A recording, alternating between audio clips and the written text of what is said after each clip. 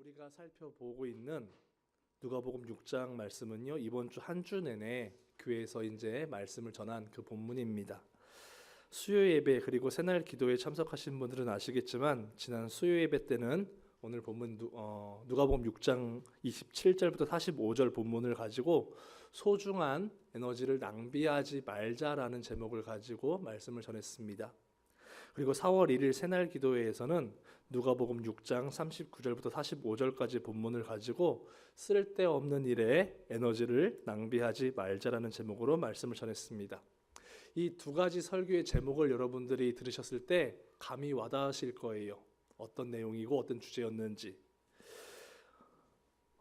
설교의 내용은 이렇습니다. 불필요한 일, 사소한 일, 중요하지 않은 일, 이런 일들에 우리 소중한 마음과 시간과 힘과 은혜를 빼앗겨서 지치고 힘들어하는 삶을 살지 말자는 내용으로 말씀을 전했습니다. 그런데 제가 2번이나 그렇게 말씀을 전하고 그렇게 못 살았습니다. 그래서 수요일 날도 말씀을 전했고 그렇게 못 살아서 금요일 날 또 전했습니다. 근데 금요일 날 그렇게 말씀을 전하고 또 그렇게 못 살아서 오늘 똑같은 말씀을 또 전하려고 합니다. 이번 주에도 못 살면 다음 주에 또 전할지도 몰라요. 저는 이렇게 생각합니다.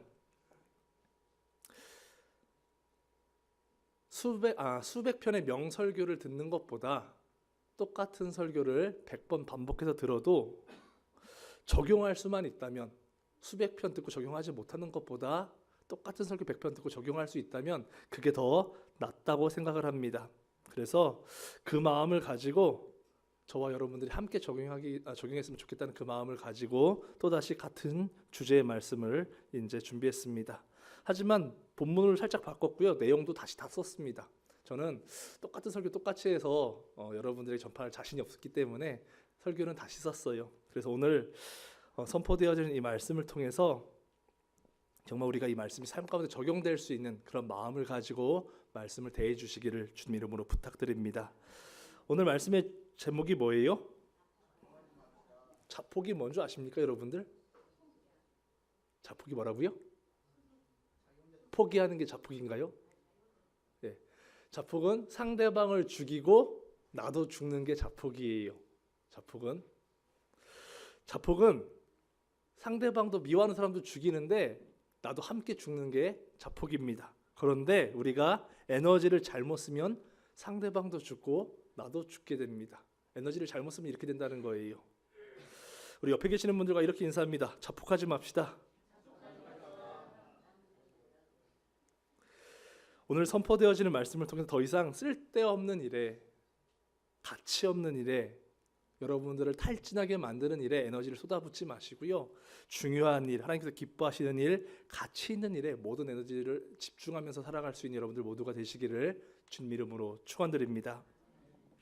오늘 본문의 배경은 안식일에 관한 것입니다. 안식일, 하나님께서 세상을 6일 동안 창조하신 후에 7일째 되는 날 쉬시는 것으로부터 시작됩니다. 하나님께서는 이 안식일을 축복하셨고 거룩하게, 다른 6일과 다른 거룩한 날로 구별하십니다. 그리고 우리들에게 10계명에서 4번째 계명으로 안식일을 지킬 것을 명령하셨습니다. 안식일을 간단하게 정리하면 안식일은 거룩한 날이에요. 그리고 쉬어야 되는 날이고요. 그리고 하나님께 예배해야 되는 날입니다. 그리고 유대인들은 이 안식일을 철저히 지키는 사람들입니다. 유대인들에게 안식일은 금요일 날 저녁부터 시작이 돼요. 토요일부터 시작되는 게 아닙니다. 금요일 날 해가 질 때부터 안식일이 시작이 됩니다. 그래서 토요일 날 해가 질 때까지가 안식일이에요. 이 기간 동안 유대인들은요, 안식일이 되면은 아무것도 하지 않습니다. 정말 아무 일도 하지 않습니다. 장사를 안 하는 건 당연한 거고, 장도 보지 않고 시장에도 가지 않습니다. 요리도 하지 않고 청소도 하지 않습니다. 자동차 운전도 하지 않습니다. 아무것도 하지 않아요. 모든 가게가 다 문을 닫고 거리에 차도 없고 돌아다니는 사람도 거의 보이지 않습니다. 여러분들 한국에서 구정날 아침에 거리에 나가보면 거리가 어때요? 한산하죠. 유대인, 이스라엘의 안식일이 되면 유대인이 사는 지역에는 그런 분위기가 조성이 돼요. 정말 한산합니다. 제가 이번에 이스라엘에 갔을 때 첫 번째 맞는 안식일을 갈릴리 바다 서쪽 지역에 있는 디베라라는 지역에서 이제 안식일을 맞이했는데 안식일을 맞는 날 깜짝 놀랐어요. 왜 깜짝 놀랐냐면은 그 지역 갈릴리 인근 지역에 있는 모든 호텔들이 다 방이 없어요. 예약이 꽉 차버렸습니다. 그런데 왜 이렇게 이런 일이 벌어졌냐면은 호텔에 오면은 밥을 안 해도 됩니다. 청소를 안 해도 돼요. 설거지를 안 해도 됩니다. 집안일을 안 해도 돼요. 이스라엘의 호텔은 주로 아침은 다 주고요. 저녁도 주는 호텔이 많아요. 그래서 호텔에 가면 아침 저녁 다 주고 청소 안 하고 일 안 해도 되니까 편하게 호텔에서 먹고 자면서 지내려고 이 사람들이 유대인들이 다 안식일이 되면 호텔로 들어가는 거예요. 그래서 방이 없어요. 근데 다음날 아침이 되면 호텔이 텅텅 빕니다. 그래서 이스라엘에서는 그 안식일이 호텔의 대목이에요. 그 유대인들에게는 멜라카라고 불리는 율법이 있습니다. 이게 뭐냐면은 안식일에 해서는 안 되는 39가지 항목을 모아놓은 거예요. 그 중에 몇 가지를 말씀을 드리면 안식일에는 농사일을 해서는 일단 안 됩니다. 씨를 뿌리거나 밭을 갈거나 추수해서 안 되고요. 빨래해서도 안 됩니다. 옷이 더러워졌어요. 그것을 빨 수 없습니다. 그리고 그림을 그릴 수도 없고요. 요리할 때 우리 소금 치잖아요. 소금 치는 것도 금지되어 있습니다. 자르는 것도 안 되고요. 글씨를 쓸 수 있는데 한 자만 쓸 수 있어요. 2자 이상은 못 씁니다. 그리고 글씨를 2자 이상 지울 수도 없습니다. 정말 재밌는 것은 불을 켤 수도 없고 불을 끌 수도 없습니다. 그래서 자동차 시동을 못 걸어요. 집에 불이 나가면 스위치를 못 누르는 거예요, 이게. 그래서 옆집에서 유대인이 아닌 사람들한테 와서 우리 집 불 좀 켜달라고 부탁할 정도 이 사람들은 그렇게 안식일을 엄격하게 지냅니다. 뭐 짐을 가지고 운반하는 게 불가능해요. 2m 이상 못 걸어갑니다. 되는 게 하나도 없어요. 다 안 돼요.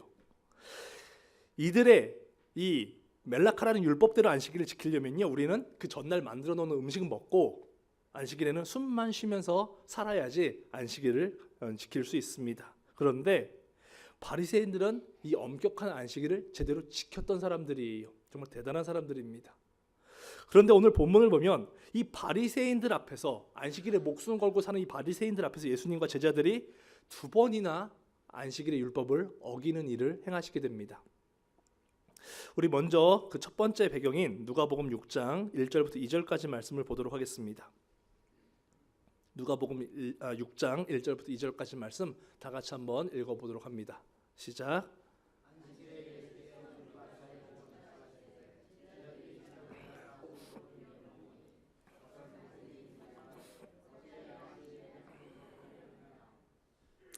예수님께서 안식일의 율법을 어긴 첫 번째 일은요, 예수님과 제자들이 밀밭 사이로 지나갈 때 밀 이삭을 잘라서 손으로 비벼서 먹은 그 일이었습니다.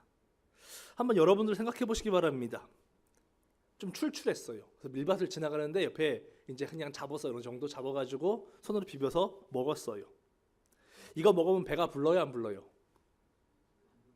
전혀 안 부르죠. 간에 기별도 안 가죠. 이거는 우리가 배를 채우려고 먹는 그런 일이 아니에요. 먹으나 마나 아무 소용이 없는 그런 일입니다. 그냥 입이 심심하니까 이제 그냥 심심해서 먹는 그 정도 수준입니다. 다시 말하면 정말 대수롭지 않은 일이었다는 거예요. 그런데 유대인들은 그 모습을 보고 지금 뭐라 그래요? 성내고 비판하고 정죄하며 따지고 듭니다. 예수님 잘못하셨습니다라고 따지고 듭니다. 그런데 그들의 입장에서는 그럴 만한 이유는 있어요. 유대인들이 갖고 있는 그 율법에서 그 말라카 세 번째 항목이 추수하면 안 됩니다.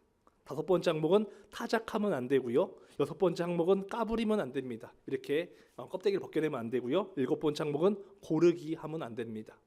근데 예수님의 제자들이 지금 뭐 했어요? 잘랐죠. 추수했어요. 이거 비볐어요. 까불었죠. 후 불었잖아요. 타작도 했고요. 그걸 또 안 좋은 거 골라냈을 거 아니에요. 먹기 전에. 한 자리에서 무려 율법을 몇 개를 어겼어요 지금? 4가지나 어긴 거예요. 이게 우리가 볼 때는 정말 아무것도 아닌데 바리새인들 입장에서는 이게 무려 4가지나 율법을 어긴 엄청난 일이었다는 것입니다. 그래서 바리새인들은 그렇게 분노했던 거예요. 바리새인들은 화가 났죠. 그래서 기회를 노립니다. 예수님께서 또다시 안식일을 어기기만 해봐라. 우리가 고발할 것이다 라고 그렇게 벼르고 있습니다. 그리고 시간이 지나고 또 다른 안식일이 돌아왔어요. 그런데 그 기회가 왔습니다. 그 회당 안에 손이 마비가 되어서 움직이지 못하는, 손이 굳어버린 사람이 있었습니다. 바리새인들은 예수님께서 이 사람을 고쳐주실지 안 고쳐주실지 이제 거기에 집중하기 시작합니다. 누가복음 6장 10절부터 11절까지 말씀 볼게요. 누가복음 6장 10절부터 11절까지 말씀 같이 한번 읽어봅니다. 시작.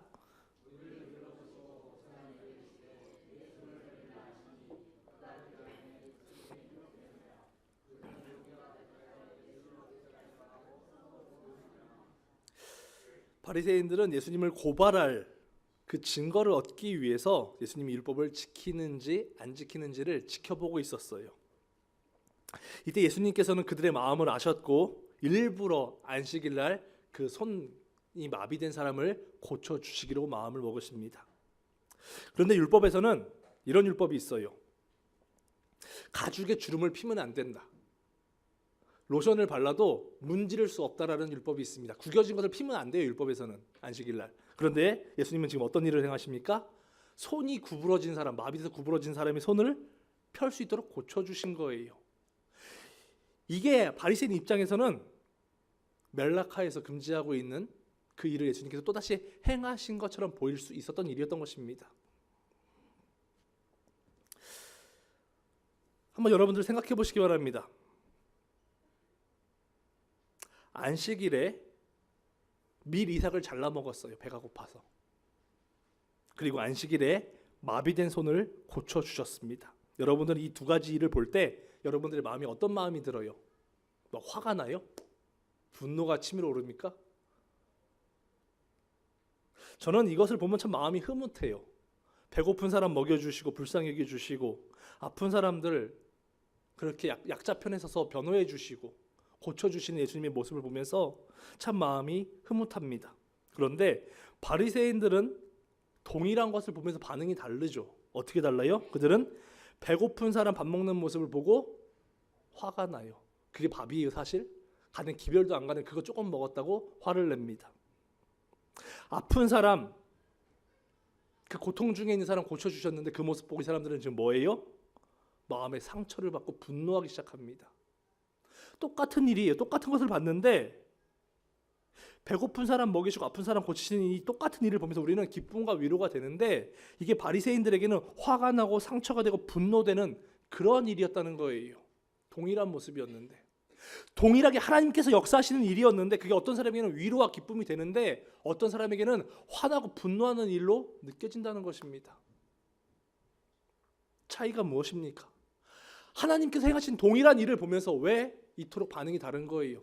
그 차이가 어디에 있냐면 바로 우리가 에너지를 어디에다 집중하고 있느냐에 따라서 결정이 됩니다. 누가복음 6장 9절부터 10절까지 말씀 한번 보도록 하겠습니다. 누가복음 6장 9절부터 10절까지 말씀입니다. 한번 같이 읽어볼게요. 시작.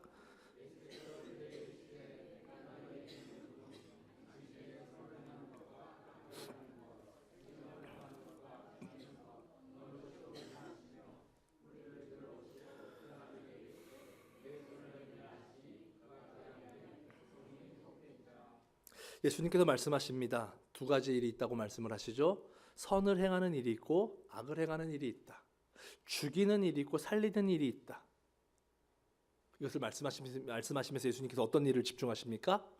살리는 일에 집중하십니다. 예수님은 자신의 모든 에너지를 살리는 일에 쏟아 부으십니다.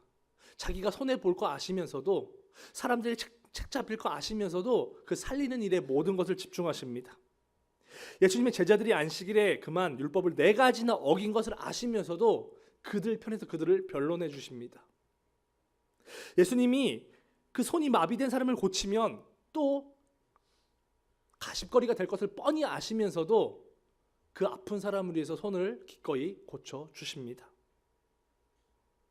예수님은 한결같이 사람을 살리는 일에 에너지를 집중하시죠.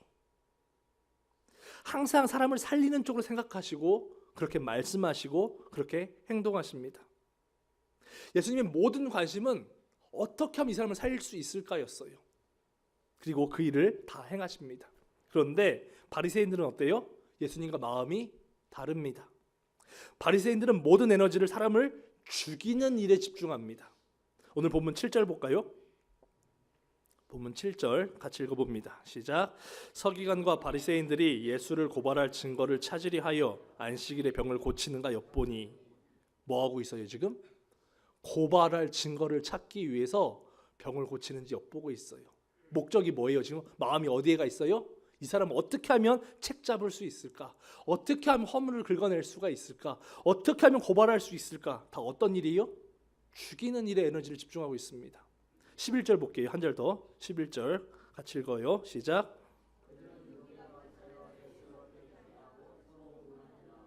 또 뭐 하고 있어요? 예수님이 병자 고치시니까 분노하면서 의논하죠. 뭐 의논했겠어요 이때? 예수님 어떻게 하면 죽일 수 있을까? 이 사람들은 모든 에너지를 사람을 죽이는 데 지금 쏟아붓고 있어요. 이 사람들이 얼마나 굶주려 있는지, 얼마나 아파하고 있는지, 얼마나 상처받아 있는지 여기는 관심이 없어요. 모든 관심이 다 어디에 있어요? 잘못이 무엇인가? 연약함이 무엇인가? 잘못하고 있는 게 무엇인가? 허물이 무엇인가? 어떤 게 마음에 안 드는가? 이것만 찾아내기 위해서 모든 에너지를 집중하고 있잖아요. 바리새인들은 장애를 가지고 질병을 가지고 있는 사람들의 아픔에 대해서 관심이 없습니다.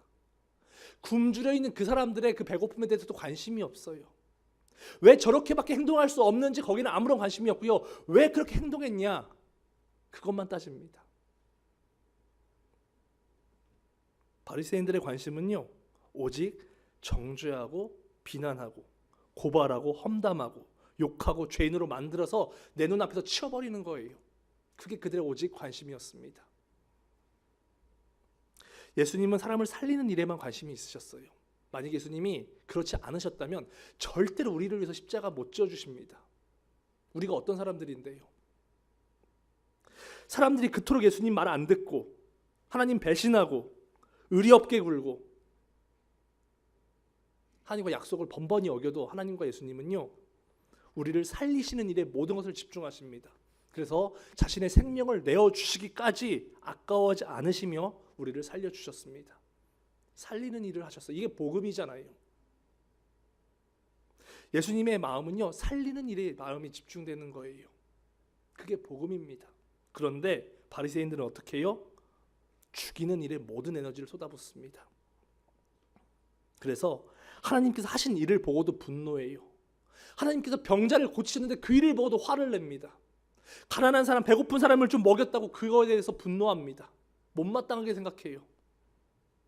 이들은 허물을 찾아내고 자신들의 기득권을 유지해야 되니까 남을 깎아내리고 약점을 떠벌리고 비판하고 정죄하고 상처 주고 죽이는 일에만 집중합니다. 근데 이게 누구 마음이에요? 사실 사탄의 마음이죠. 사탄의 마음. 하나님을 정말 사랑한다고 그 안식일을 그토록 끔찍하게 지키는 이 사람들이 마음은 어때요 지금? 사탄의 마음으로 가득 차 있는 거예요. 그들이 구원 받을까요 나중에? 그들 마음에 복음이 없는 거예요. 복음이. 이것이 바로 우리가 에너지를 어떻게 사용하고 있느냐에 따라서 우리 삶이 얼마나 크게 달라질 수 있는지를 보여주는 모습입니다. 똑같은 에너지예요 여러분들. 똑같은 시간입니다. 똑같은 상황이에요. 하나님께서 하신 일들입니다. 그런데 예수님처럼 우리가 사람을 살리는 일에 에너지를 집중하잖아요. 그러면 상대방의 약점과 허물이 안 보여요. 가려지게 됩니다. 덮여지게 돼요. 설령 보인다고 할지라도 덮어줄 수 있어요. 살려야 되니까 덮어줄 수 있습니다. 내가 손해본다고 할지라도 살리는 마음이 있기 때문에 얼마든지 품어주고 넘어갈 수 있습니다. 하지만 우리가 바리새인들처럼 사람을 죽이는 일에 에너지를 집중하면요, 상대방의 약점과 허물과 단점만 크게 보입니다. 그러면 우리 상대방을 미워하게 될 것이고 당연히 정죄하게 될 것이고 당연히 비판하게 될 것이고 결국 그들의 마음과 영혼을 죽이고 말 것입니다. 우리가 생각을 안 할 수는 없어요. 말을 안 할 수도 없습니다. 사람을 안 만날 수도 없고요. 우리가 마음을 안 쓸 수도 없습니다. 우리는 언제든 생각하고 말하고 행동하고 마음을 쓰면서 살아가야 됩니다. 이게 우리가 가진 에너지들이잖아요. 하지만 이왕 사용하는 에너지라면, 이왕 해야 되는 생각이라면, 이왕 하는 말이라면, 이왕 하는 행동이라면 사람을 죽이는 일에 에너지를 쓰지 않았으면 좋겠습니다. 정말 에너지가 넘쳐나서 어쩔 수 없어서 사람을 죽이는 에너지를 쓰고 있다면 그 에너지 아껴가지고 사람을 살리는 일에 한번 써보시기를 부탁드립니다. 하나님께서 엄청 기뻐하실 거예요. 말씀을 정리하도록 하겠습니다. 세상에 단점이 없는 사람은 한 사람도 없습니다. 아무리 좋아 보이는 사람도, 아무리 멋져 보이는 사람도, 아무리 완벽해 보이는 사람도 다 단점을 가지고 있습니다. 반대로 세상에 장점이 없는 사람도 한 사람도 없습니다. 아무리 형편없어 보이는 사람도 찬찬히 뜯어보면 다 장점을 가지고 있습니다. 사람은 장점과 단점 모두를 다 가지고 있는 존재예요. 중요한 것은 우리가 에너지를 어떻게 사용하느냐에 따라서 장점만 보일 수도 있고요, 단점만 보일 수도 있다는 겁니다. 그리고 이 두 가지 중에 쉽고 편한 것은 바리새인들처럼 단점만 보는 거예요. 노력하지 않아도 됩니다. 쉬워요. 애쓰지 않아도 쉽게 찾아낼 수 있습니다. 또 찾아내면 재미있어요. 가십거리가 얼마나 재밌는데요. 그리고 내 마음도 시원해집니다. 내 마음이 나를 힘들게 하는 사람을 공격하기 때문에 내 마음이 시원해져요.